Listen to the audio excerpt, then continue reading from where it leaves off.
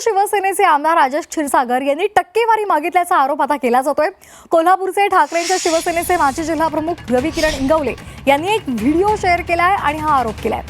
या व्हिडिओमध्ये आमदार राजेश क्षीरसागर एका कंत्राटदारासोबत टक्केवारी देण्यासंदर्भात चर्चा करतायत असा दावा इंगवलेंनी केलाय। तसंच व्हिडिओमध्ये कंत्राटदार तुमचे 5% आणि आणखी दोघांचे 1% असं कमिशन दिल्याचा सुद्धा दावा करतायत। राजेश क्षीरसागर आज पत्रकार परिषद घेणार आहेत आणि या संदर्भातली आपली भूमिका स्पष्ट करणार आहेत। ऐका एक मिनिट ऐका साहेब, पुढे एक मिनिट मला द्या ना फक्त। मला म्हणाले आपला 7चा हिशोब ठरलेला, बरोबर आहे। ते म्हणाले साहेबांचे 5 आणि आमचे दोघांचे 1-1। ऐका त्याप्रमाणे 40 लाख मी तुम्हाला दिले साहेब। नाही एकच मी साहेब माझा कंप्लेंट नाही आणि त्यांना ऑफिशियल ट्रान्सफर केले साहेब राहुलला मी। एवढे त्यांनी घाई केली माझ्याकडे। एक लक्षात घ्या साहेब, आपलं काय ठरलं होतं 60% आले। अहो पण ते आज तुमच्या बरोबर गेले साहेब। दरम्यान राजेश क्षीरसागर यांच्याशी झी24 तासला फोनवरून संवाद साधला होता, त्यावेळी त्यांनी हे सर्व आरोप फेटाळून लावलेत।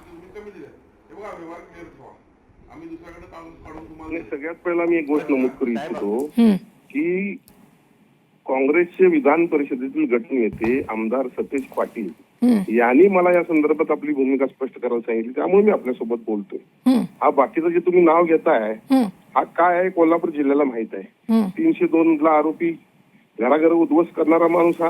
आता याचं पद गेलं म्हणून वरिष्ठांना खुश करण्यासाठी अशा पद्धतीचे व्हिडिओ एडिट करून हे आरोप करणं कितपत योग्य आहे, म्हणून मी त्याला महत्व देत नाही। मी या संदर्भात उद्या 11 वाजता पत्रकार परिषद घेऊन मी माझी भूमिका स्पष्ट करणार आहे। बरं, हा एडिट केलेला व्हिडिओ असं तुम्हाला म्हणायचंय? 100%। ही ज्या कंत्राटाबाबत चर्चा झाली ती सुद्धा खोटी असं म्हणायचं? महानगरपालिकेच्या निवडणुकीच्या तोंडावर 10 तारखेला निवडणूक झाली, 8 तारखेला प्रचाराची शांतता होणार म्हणजे थांबताना प्रचार थांबताना सतेज पाटील यांनी सकाळच्या टप्प्यातला हा व्हिडिओ प्रसारित करून सीएम आणि डेप्युटी सीएम ना त्याची दखल घेण्याची त्यांनी मागणी केली होती। आजपर्यंत काय हे शांत राहिले?